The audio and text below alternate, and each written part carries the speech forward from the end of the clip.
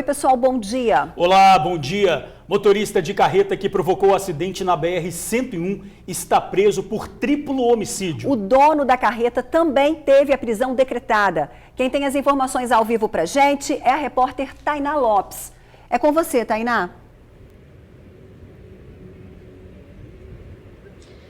Bom dia, Ingrid Georgia, você que nos acompanha no Tribuna Notícias, primeira edição. Ontem, o motorista Rodrigo Girardi Supelete prestou depoimento aqui na Delegacia de Delitos de Trânsito, realizou alguns exames no Departamento Médico Legal e já saiu daqui preso por triplo homicídio, como vocês falaram. A nossa equipe acompanhou tudo ontem, mas antes de chamar essa reportagem, eu vou falar algumas informações que eu apurei junto com o delegado.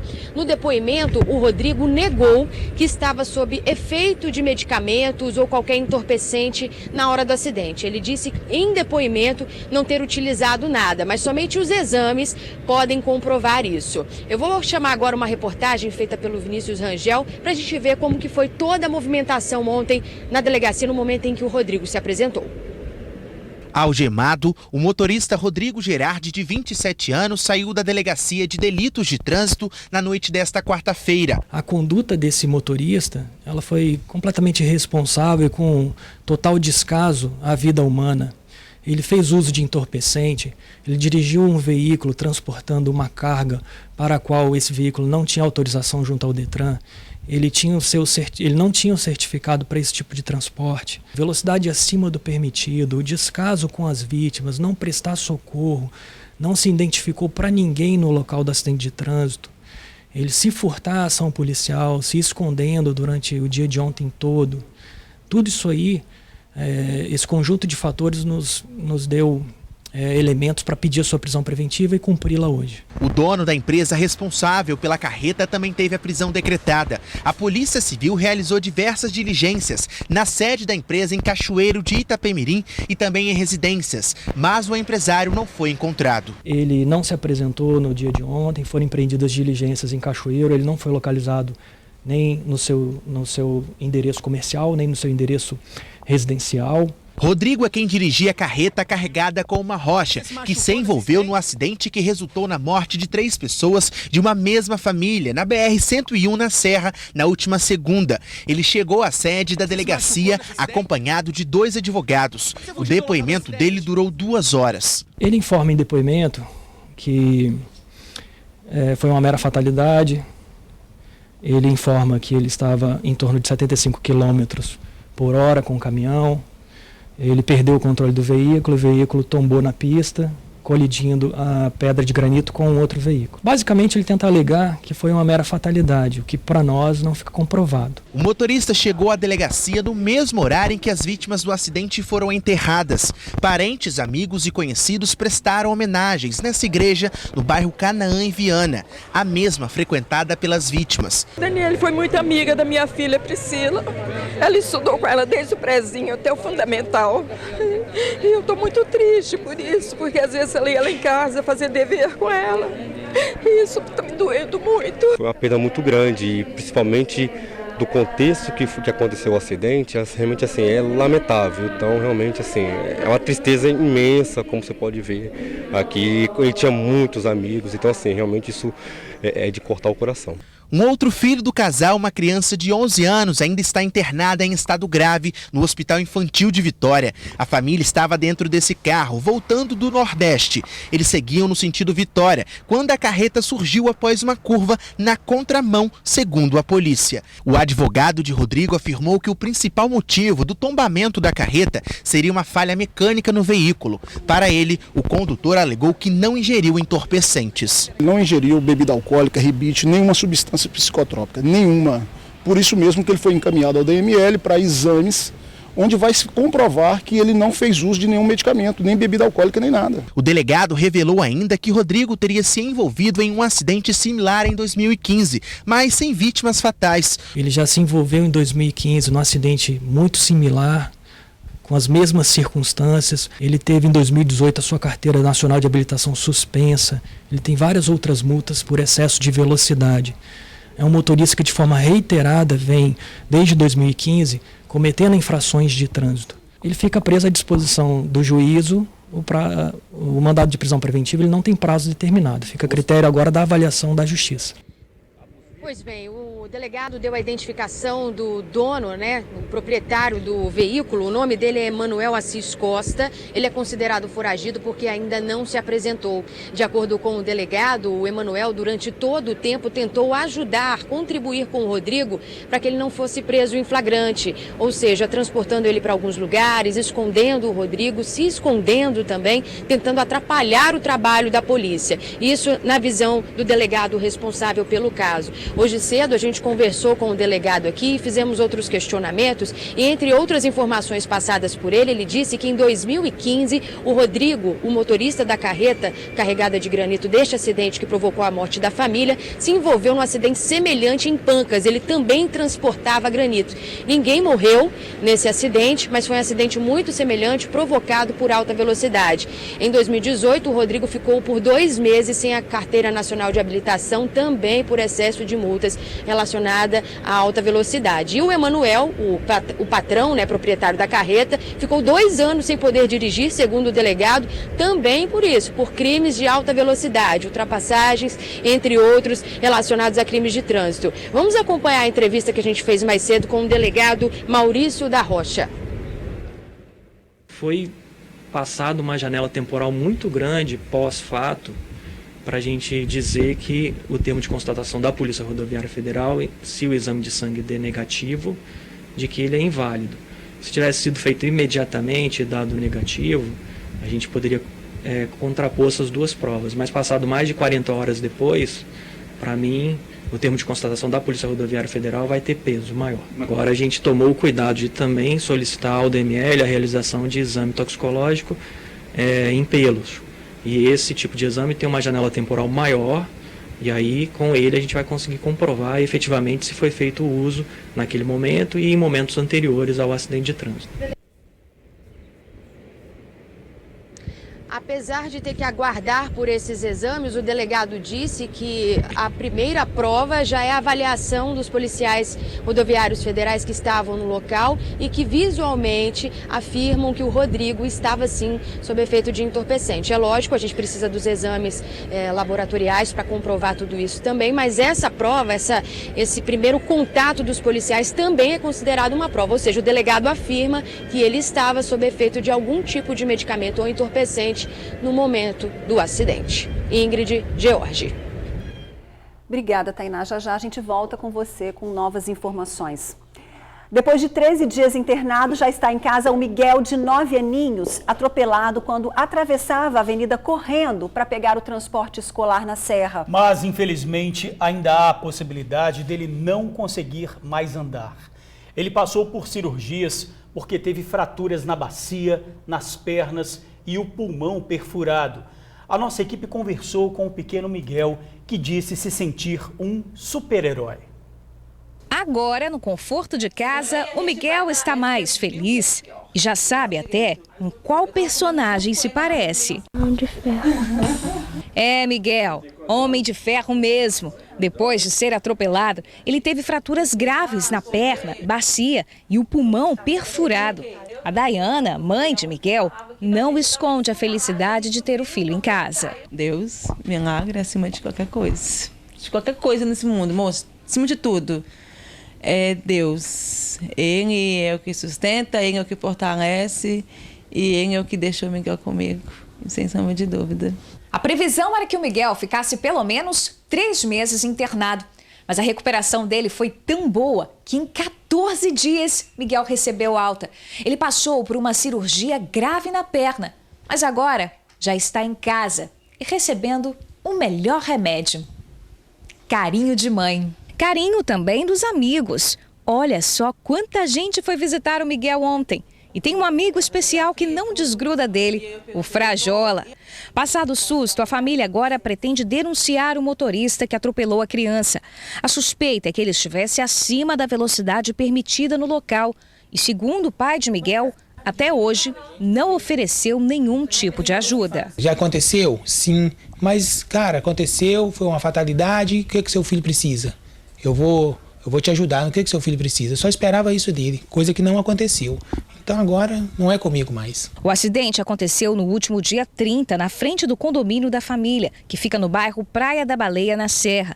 Miguel estava junto com a mãe quando correu para pegar um ônibus escolar e foi atropelado. O motorista não conseguiu evitar a colisão. É uma coisa que tira a gente de óbito, você não tem noção. Porque em todo momento eu quis pegar ele, então eu não podia ter pego ele, eu sei que eu não podia. Mas naquele momento ali, eu queria pegar, acalentar, como se eu fosse tirar a dor dele naquele momento. E a única palavra que eu falava naquele momento ali era pedir para Deus para não me tirar pela dor. Ainda são muitos os cuidados. Miguel não pode colocar o pé no chão pelos próximos 3 meses e tem um longo caminho de recuperação pela frente. Mas ele já sabe muito bem o que quer fazer assim que estiver 100%.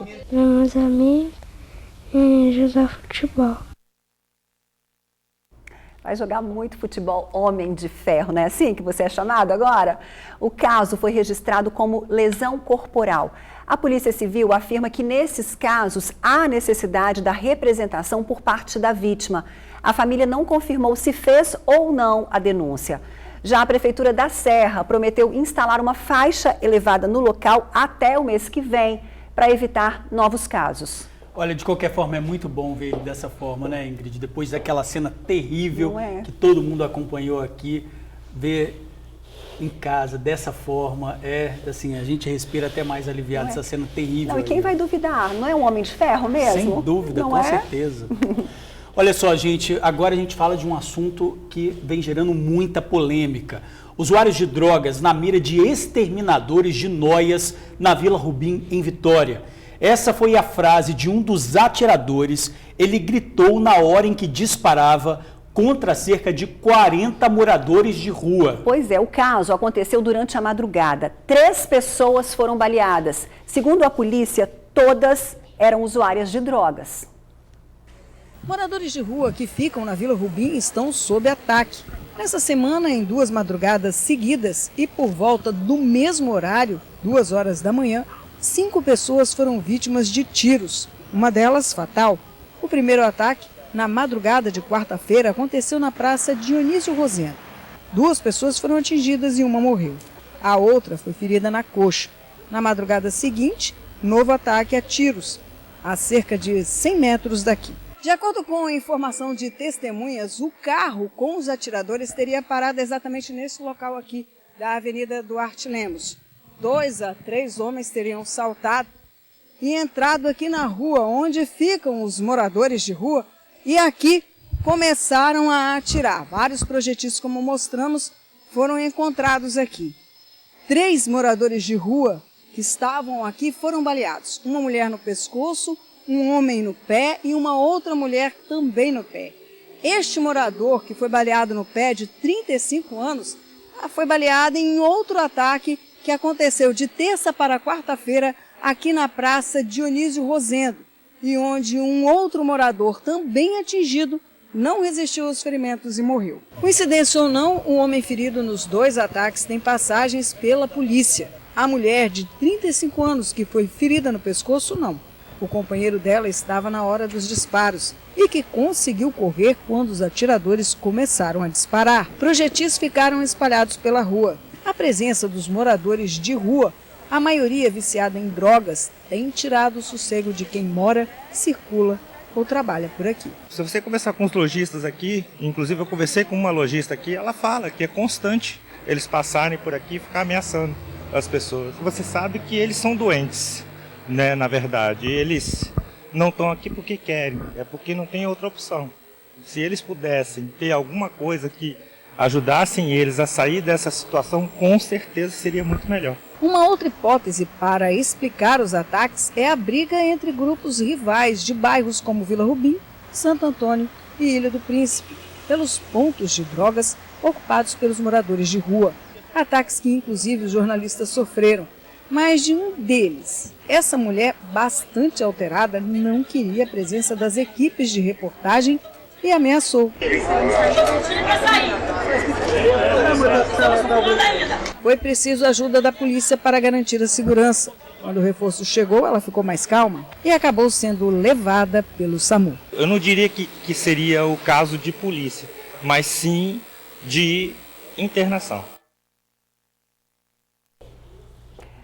Pois é, George. Aliás, o Conexão Justiça, que a gente vai exibir daqui a pouco, vai falar exatamente sobre isso, né? Sobre a nova lei que obriga, né, as pessoas, mesmo que não queiram ser internadas, a, né, sem depender da justiça, a serem internadas. Então, quer dizer, é um assunto realmente polêmico e a gente vai abordar daqui a pouquinho no Conexão Justiça também.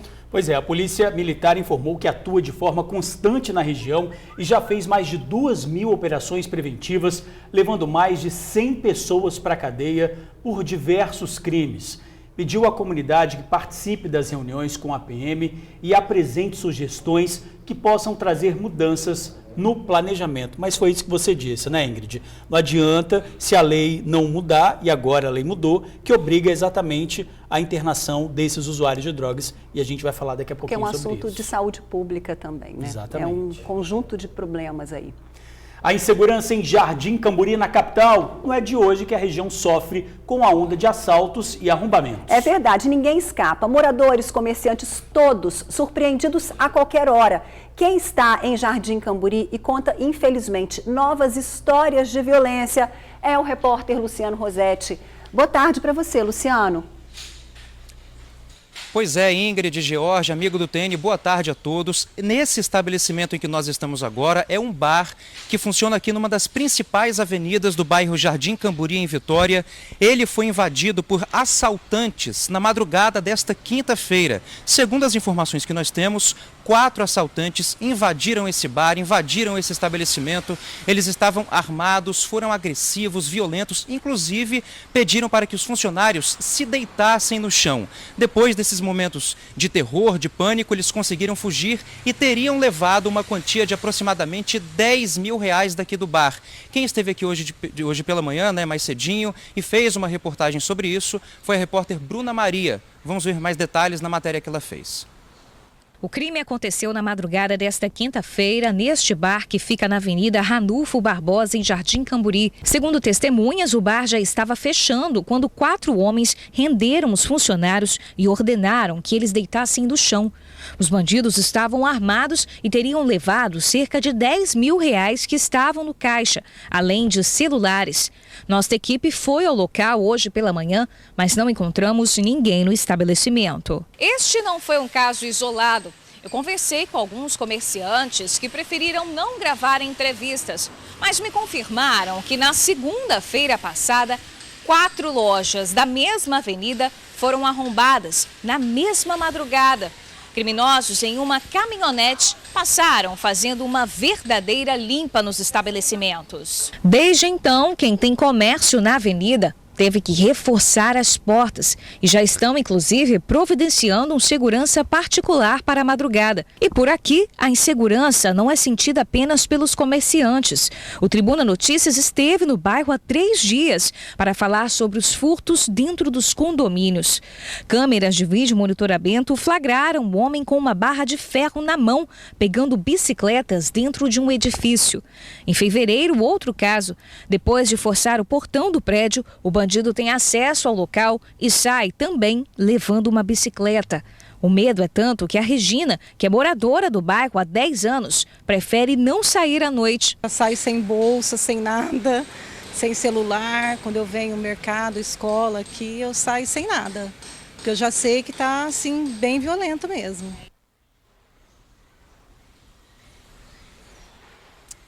Pois é, né? Que situação complicada, né? Nós estamos aqui com o Aloísio, que é presidente da Associação de Moradores daqui do bairro Jardim Camburi, em Vitória. E como a gente acabou de ver na reportagem, né, Aloísio? Segundo o que a Bruna apurou, só na segunda-feira 4 estabelecimentos foram arrombados. Quer dizer, como é que fica a situação da segurança dos comerciantes aqui? Boa tarde, Aloísio.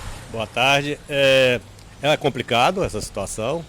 Nós assumimos a associação comunitária tem uns 15 dias. Ontem à noite, sem saber de ter acontecido isso aqui, nós já estamos bolando um plano de segurança para o bairro. A associação comunitária vai propor, vai estar em sintonia com a Polícia Militar, com certeza, e envolvimento dos moradores também. Segurança não é só da Polícia Militar, é dos moradores também. Esse tipo de crime que aconteceu aqui, nesse estabelecimento, é uma coisa que a gente tem que trabalhar muito, porque envolve vida de pessoas. Então, nós vamos estar atentos e em breve nós vamos apresentar para a imprensa esse plano de segurança que nós vamos fazer dentro da associação comunitária. E a gente acabou de apresentar na reportagem, né, que foram agressivos, né? 4 bandidos, 4 assaltantes foram agressivos, violentos, obrigaram os funcionários a se deitar no chão, levaram uma quantia de cerca de R$10 mil. Quer dizer, uma ação totalmente agressiva, violenta, né, que amedronta todos que moram e trabalham aqui. Essa situação não pode acontecer em Jardim Camburi. Isso aí, eu acho que nem necessita de estatística, isso não pode acontecer. E a associação comunitária vai estar junto com a comunidade, principalmente com os comerciantes, para que isso não aconteça. E para isso a gente tem que debater esse assunto. Nós começamos ontem, nós assumimos agora, já falei, para a gente estar em sintonia com a polícia. Já existe projeto da polícia, condomínio monitorado, a própria relação com o comércio, porque hoje o efetivo da Polícia Militar, mesmo aumentando, não vai solucionar esse problema. Só vai solucionar esse problema com a aplicação de tecnologias. Hoje tem tecnologia muito avançada. Ontem nós discutimos isso na associação, onde esse tipo de crime ele é identificado imediatamente a hora que acontece. E aí a polícia pode agir naquele momento. O senhor falou sobre a polícia, é muito importante ressaltar que a Polícia Militar também enviou uma nota para nós, dizendo que realiza constantemente o patrulhamento aqui na região. Afirma ainda que de janeiro até a última sexta-feira, dia 7, houve uma queda de 50% nos roubos a estabelecimentos, né, se nós compararmos com o mesmo período do ano passado. Além disso, roubos a veículos diminuíram 76%. Então eles garantem, né, Aloísio, que roubos a estabelecimentos tiveram uma queda de 50%. Roubos a veículos, 76% de queda. Vocês conseguem sentir essa queda no dia a dia de vocês?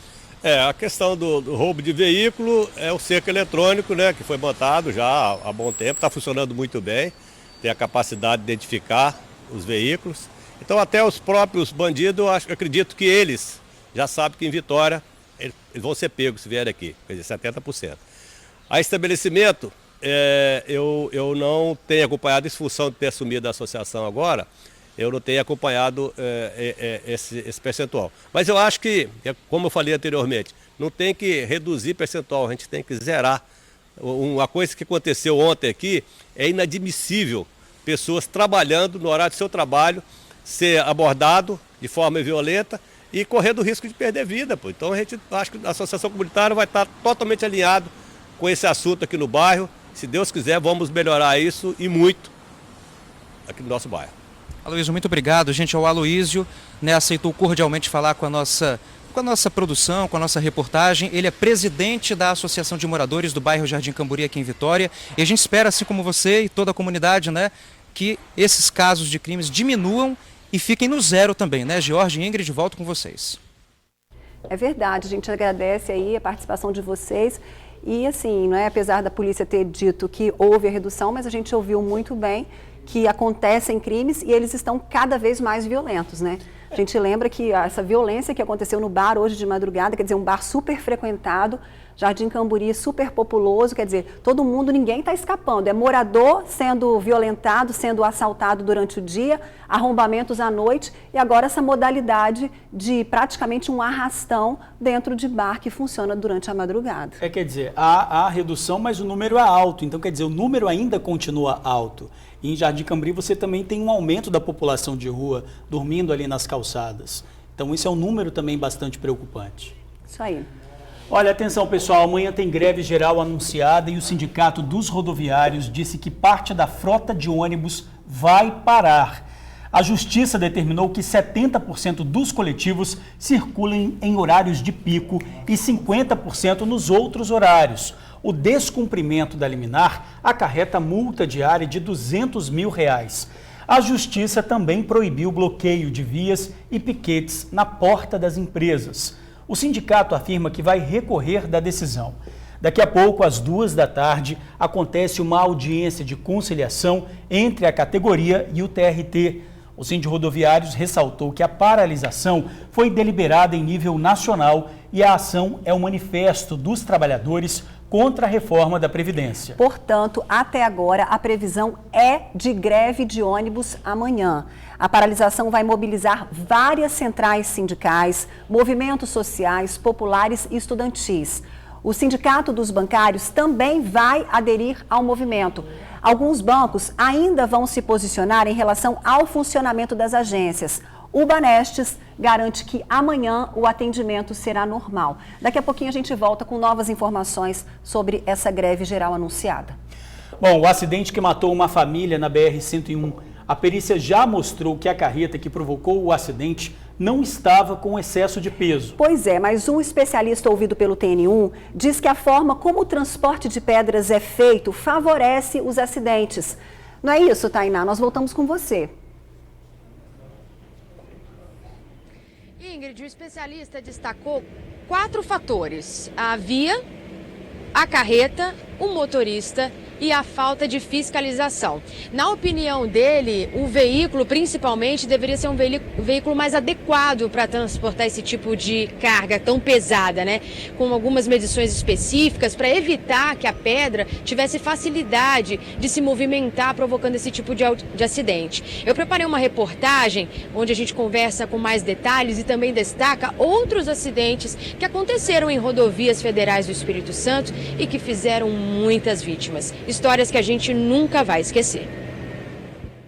Na carroceria, o produto valioso do empresariado de toneladas. Sinônimo de bons negócios, mas também de tragédias. Muitas nas rodovias federais e estaduais do Espírito Santo. A última aconteceu nesta semana na Serra. Pai, mãe e filho mortos após uma carreta carregada com pedras de granito tombar e atingir o carro da família. Ontem, os corpos de Osineto, Daniele e Luca foram enterrados, deixando um vazio para familiares e a pergunta: quantos mais terão que morrer para que algo seja feito em relação ao transporte de cargas pesadas no Espírito Santo?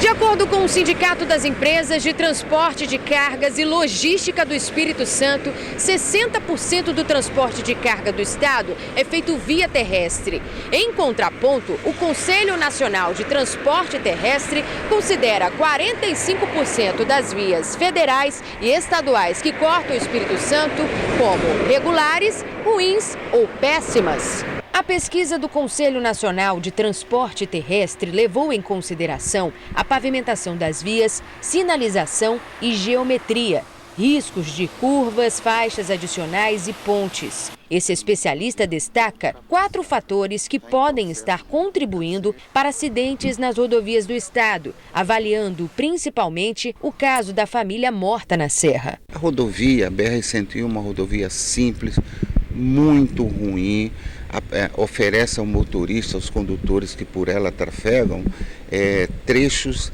realmente de muita dificuldade e de muito perigo. A fiscalização ainda nas nossas rodovias é deficiente. Esse equipamento que ainda transporta carga, esse tipo de carga aqui no estado, ele é inadequado. Isso favorece a que a carga seja expulsa da plataforma do veículo. Há necessidade que se regulamente um novo tipo de equipamento, principalmente reduzindo a altura da plataforma de transporte. Em junho de 2017, mais de 20 pessoas morreram no maior acidente de trânsito do estado. Uma carreta carregada com pedra de granito invadiu a contramão, atingindo ônibus e 2 ambulâncias. Um mês depois, no mesmo ano, 11 pessoas morreram na BR-101 Sul. 4 veículos se envolveram no acidente. Uma carreta carregada de granito, um caminhão transportando cerveja,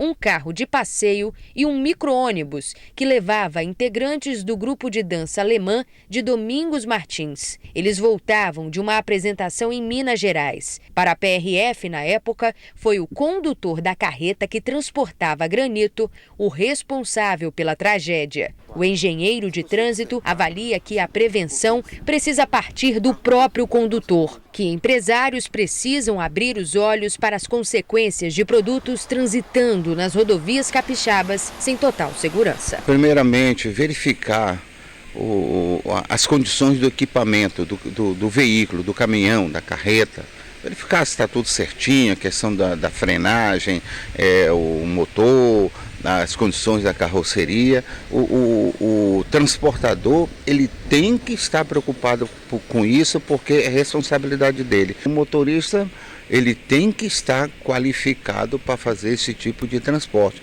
não pode ser qualquer um. E ontem os corpos de Daniele, Osineto e Luca foram enterrados. Centenas de pessoas fizeram questão de prestar a última homenagem. Acompanhe na reportagem. Um momento de tristeza, despedida e de muitas lágrimas no rosto. O último adeus é sempre difícil. Parentes, amigos e conhecidos prestaram homenagens na igreja em Canaã, Viana, a mesma frequentada pelas vítimas. Luca, de 1 ano e 4 meses, Osineto, de 38 anos e Daniele, de 34, deixaram saudades. A Daniele foi muito amiga da minha filha Priscila. Ela estudou com ela desde o prézinho até o fundamental. E eu estou muito triste por isso, porque às vezes ela ia lá em casa fazer dever com ela. E isso está me doendo muito. A comoção com a morte trágica desta família começa pelo modo como eles perderam a vida. Na última segunda-feira, pai, mãe e 2 filhos voltavam de carro do Nordeste. Eles passavam pela BR-101 quando uma carreta carregada com rochas de granito surpreendeu Osineto invadindo a contramão depois de perder o controle. O veículo da família ficou destruído. O filho mais velho do casal, Gabriel Rodrigues, de 11 anos, foi o único sobrevivente. E ele está em estado grave, internado na UTI. Enquanto se recupera, os corpos da mãe, do pai e do irmão dele são enterrados no cemitério de Vila Betânia. O enterro aconteceu às 3 horas da tarde desta quarta-feira e muitas pessoas tiraram um tempinho para vir até aqui e se despedir desta família que era extremamente querida pela comunidade. Foi uma perda muito grande e principalmente do contexto que aconteceu o acidente, realmente assim, é lamentável. Então, realmente assim, é uma tristeza imensa, como você pode ver aqui. Ele tinha muitos amigos, então assim, realmente isso é de cortar o coração. O pastor da igreja deles fez um discurso e em seguida os corpos foram enterrados. Todos deram as mãos e fizeram uma oração. Apesar do choro, os amigos, conhecidos e parentes sabem que daqui para frente o que fica são as boas lembranças de Daniele, Osineto e Luca. É recordar sempre a alegria que estivemos juntos. Para você que está chegando agora aqui no TN, conseguiu ligar a TV Sul agora, a gente está falando sobre o caso da família que foi morta na BR-101 por conta de um carro carregado de granito que acabou perdendo o controle e atingindo o veículo de passeio dessa família. Mais cedo a gente conversou com o delegado Maurício da Rocha, que é o delegado responsável pelo caso, ele que já representou e já prendeu o Rodrigo Girardi Supelete, o motorista da carreta que transportava granito, e também já representou contra Emanuel Assis Costa, que é o proprietário da carreta e que ainda encontra-se foragido. Entre os argumentos, ditos pelo delegado responsável pelo caso, o de que Emanuel estaria auxiliando o Rodrigo durante todo esse processo após o acidente para evitar o flagrante, atrapalhando, o trabalho da Polícia Civil. E você acompanha um pouquinho mais dessa entrevista nesse trecho agora. A Polícia Civil representou junto à Vara do Júri da Serra pela expedição de mandado de prisão preventiva em face dos 2 investigados, foi deferido. Com relação ao Emanuel, ficou comprovado durante as investigações que ele deu fuga ao Rodrigo, ele tentou a todo momento prejudicar a coleta de provas. Também foi verificado que o Rodrigo, então motorista profissional contratado pela empresa, ele não tinha certificado para fazer transporte de carga indivisível, que é um documento exigido para esse tipo de transporte. O veículo da empresa, ele não tinha o certificado também para poder realizar esse tipo de transporte. Tudo isso aí, o proprietário da empresa, ele tem ciência e ele deixa de lado a partir do momento que ele contrata esse motorista e que ele coloca esse caminhão na via com uma pedra de mais de 30 toneladas para rodar. Tudo isso aí nos levou a entender pelo envolvimento dele, pela intenção dele de colocar esse motorista na rua em revelia às leis administrativas que regulam o tema. De acordo com os levantamentos preliminares, o Rodrigo foi levado por uma terceira pessoa a um hospital e do hospital, por volta de 6h20 da manhã, o Emanuel o buscou e tomou o sentido ignorado. Foi feito tentativas por parte da Polícia Rodoviária Federal, acompanhada da Polícia Civil. Foi feito contato telefônico tanto com o investigado Rodrigo quanto com o investigado Emanuel. Nenhum dos dois se prontificou a retornar naquele dia até o posto da Polícia Rodoviária Federal para ser ouvida a sua versão e serem submetidos a exames. Ele até o presente momento encontra-se foragido. Equipes não conseguiram ainda localizá-lo no seu endereço comercial nem residencial. A polícia tem 30 dias para concluir o inquérito. O Emanuel ainda é considerado foragido porque ele não se apresentou na Delegacia de Delitos de Trânsito. E o Gabriel, o único sobrevivente, segue internado em estado grave. Ingrid, George. Valeu, Tainá. Obrigado pelas informações. Triste aí, mas né, está avançando. A gente espera aí que realmente o dono da carreta se posicione, exatamente. Já foi pedido a prisão dele, não é? Então, as próximas investigações aí estão avançando. Bom, um ato que pode salvar muitas vidas, a doação de sangue. E um grupo de agentes da Serra teve uma ideia diferente hoje cedo, Ingrid. Legal. Eles saíram em caminhada para chamar a atenção para a doação. Amanhã é o Dia Mundial do Doador. Um gesto nobre que faz toda a diferença. Cartazes, caixa de som, sorriso no rosto, alegria. Doe sangue, doe vida, é o tempo de doar. E a vontade de provocar.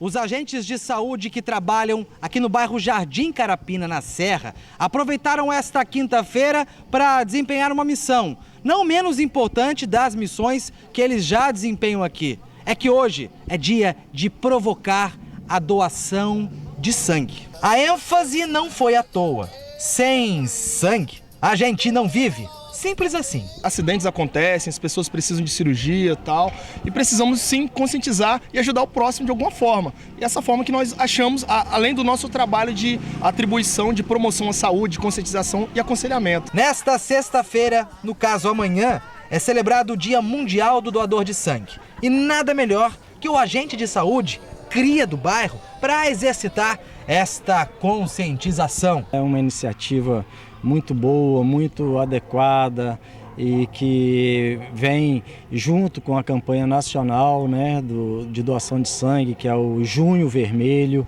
onde estamos intensificando esse trabalho de conscientização da população para doação de sangue. Maria foi provocada. Ela nunca doou sangue. Só que agora essa realidade deve mudar. Eu sempre tive vontade. Teve uma vez que eu fui doar, mas eu não tinha o peso ideal. Mas aí depois disso, né, eu não procurei mais. Mas realmente, eu acho... É hora de procurar, hein? Verdade. Agora não tem mais desculpa, então. Não tem. O Natanael já é doador. Ele super curtiu a provocação. Eu acho muito importante isso aí, isso é um objetivo, isso é uma grande coisa, que venha somar junto aos outros, entendeu? E que você realmente vai adquirir alguma coisa de objetivo. A palavra pode até convencer, mas é o exemplo que arrasta. Por isso, o agente de saúde que tiver apto vai doar também. Com certeza, conseguimos com essa doação salvar muitas vidas, né? E é muito importante a gente com essa ação conscientizar a população, né, para que venhamos doar sangue para aquelas pessoas que precisam. Como é que é a musiquinha? Doe sangue, doe vida, chegou a hora de doar. Felipe já está todo animado, chegando às férias dele também. Doe vida. Importante esse chamado, né, Ingrid? Na Serra tem uma unidade de coleta à distância que fica anexa ao Hospital Estadual Dório Silva. Funciona de segunda a sexta, das 7 da manhã às 3h30 da tarde. Em Vitória, o Hemocentro fica em Maruípe, na Marechal Campos. Em Linhares, no centro, ao lado do Hospital Rio Doce. Em Colatina, também no centro, na rua Cassiano Castelo. Doe sangue, doe vida. E já a padaria é assaltada em Paú, Vila Velha. Foi o 4º assalto em menos de um ano. Tem vagas de emprego na indústria e no comércio. O Conexão Justiça fala da internação de dependentes químicos sem que eles queiram o tratamento. E a Serra em alerta contra casos de malária. Tribuna Notícia volta já.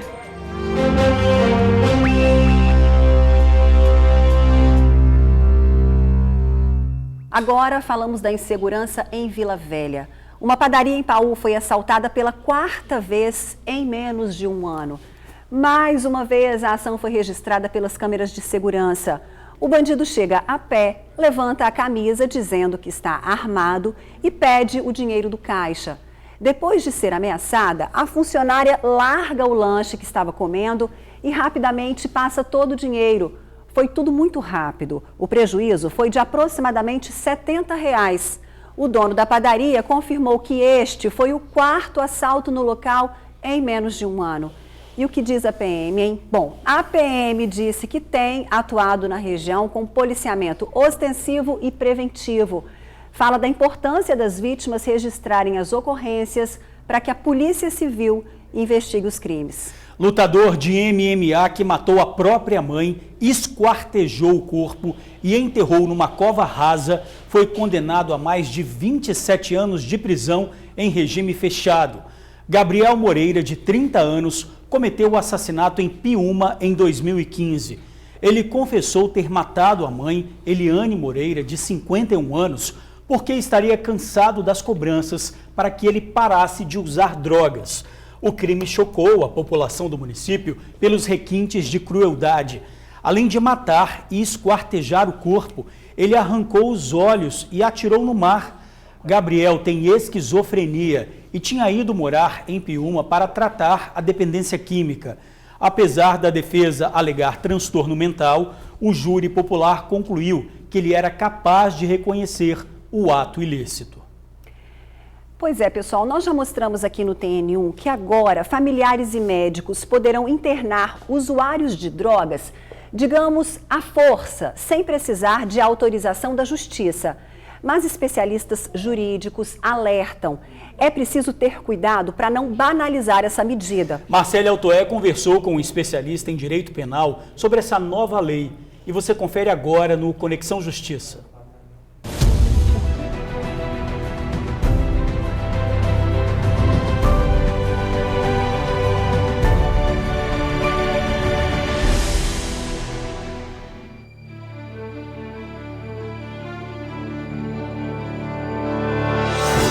Cenas que causam comoção e também aumentam a sensação de insegurança. Quem é que não muda de lado ao se deparar com situações como essa?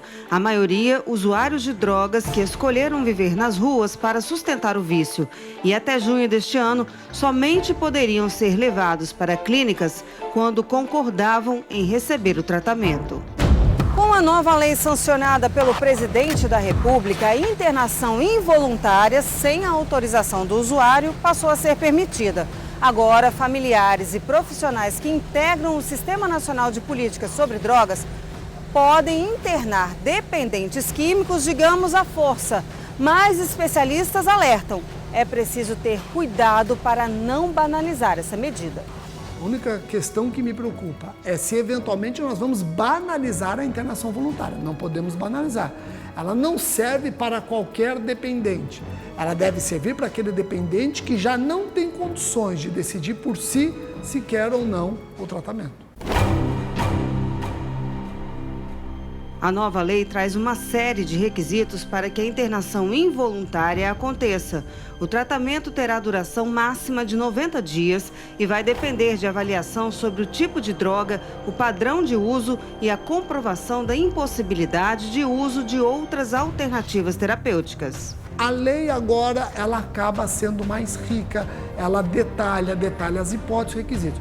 Vai favorecer, inclusive com a fiscalização dessa internação. Então a lei, ela foi inteligente o suficiente ao prever requisitos que já vão evitar a banalização. Agora nós temos que fiscalizar bem. A família também pode requerer ao médico a interrupção do tratamento a qualquer momento. O promotor de justiça de São Paulo, professor e palestrante, destacou que o usuário de drogas precisa mesmo de atendimento médico. Sanches comentou sobre o que acontece na Cracolândia, no centro da capital paulista. Quando você chega na Cracolândia, você percebe todo um aparato policial para segregar aqueles usuários do convívio com a sociedade e meio que deixá-los à vontade no uso de drogas. Isso é uma hipocrisia do Estado. Isso é uma hipocrisia. Digo que é crime, mas aqui eu crio um cinturão onde esse crime fica sendo praticado, desde que esses usuários se matem, mas não convivam com a sociedade. Isso é uma hipocrisia tremenda. Quando você vai lá, você assusta de perceber, porque se você for lá aplicar a lei, você vai prender absolutamente todo mundo. E nós sabemos que aqueles usuários, eles não precisam de prisão, aliás, nem é possível pena privativa de liberdade para eles. Eles precisam de tratamento, mas eles não querem o tratamento. E como resolver? É o que essa lei busca solucionar.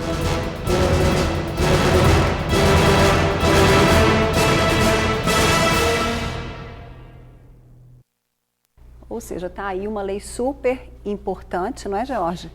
E que não pode ser banalizada, né? Pois é, a gente já mostrou aqui a questão lá no início do jornal sobre esse tiroteio que acabou aí com essa tragédia lá na Vila Rubim, não é? Com essas mortes. Então, quer dizer, é preciso realmente ficar atento a isso.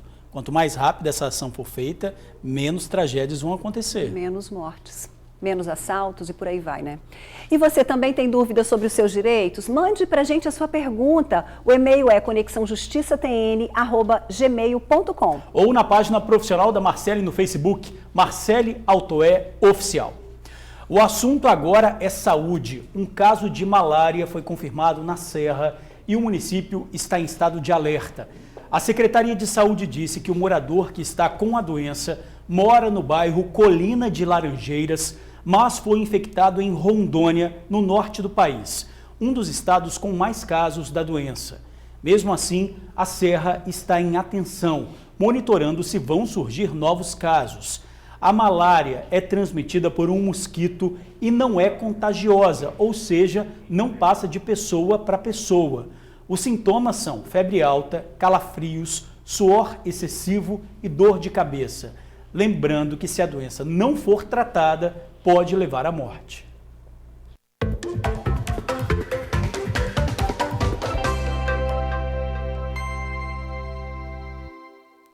E aí, vamos ao trabalho, pessoal? Veja as vagas do dia. São chances para agente de vendas, analista de RH, assistente fiscal, eletricista, estilista, gerente comercial, mecânico de manutenção, técnico de suporte, vendedor de rochas ornamentais, analista de serviços técnicos e gerente de manutenção. Cadastro no site psicostore.com.br. Hoje é quinta-feira, 13 de junho. Vamos conferir o que é destaque no jornal A Tribuna. Motorista da carreta é preso por matar 3. Justiça manda que 70% dos ônibus circulem durante protesto amanhã. 15 órgãos federais pedem ao governo para abrir concurso no ano que vem. Fla vence e vai passar a Copa América no G4. E você vai ler ainda no jornal A Tribuna desta quinta-feira. No AT2, Príncipe Atrapalhado. Servidores vão ter feriadão de até 5 dias. E no caderno sobre rodas, touro com mais itens e visual retocado.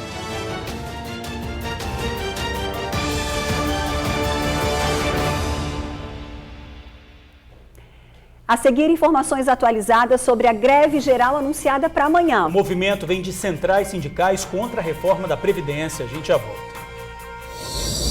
O melhor jornal capixaba é a Tribuna. Não existe outro melhor.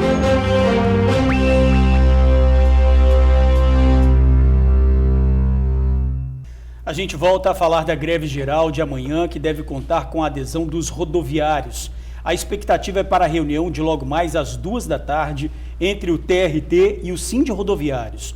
O sindicato disse que parte da frota de ônibus vai parar. Lembrando que a Justiça já determinou que 70% dos coletivos circulem em horários de pico e 50% nos outros horários. A multa diária pelo descumprimento é de R$200 mil. A Justiça também proibiu o bloqueio de vias e piquetes na porta das empresas. Apesar disso, o sindicato afirma que vai recorrer da decisão. Pois é, reforça que a paralisação é um movimento feito pelo Sindicato Nacional e uma ação de várias categorias de trabalhadores contra a reforma da Previdência. Bom, por enquanto o anúncio é que os ônibus parem mesmo amanhã. A greve geral vai mobilizar centrais sindicais, movimentos sociais, populares e estudantis. O Sindicato dos Bancários também vai aderir ao movimento.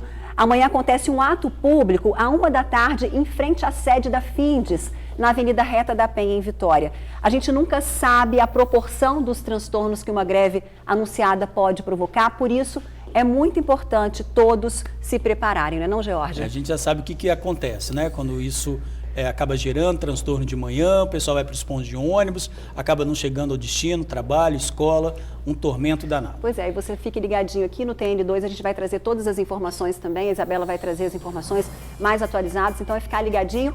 Uma boa tarde para você, obrigada pelo carinho. E antes da gente encerrar também, nós temos que mandar um super beijo para aniversariante do dia.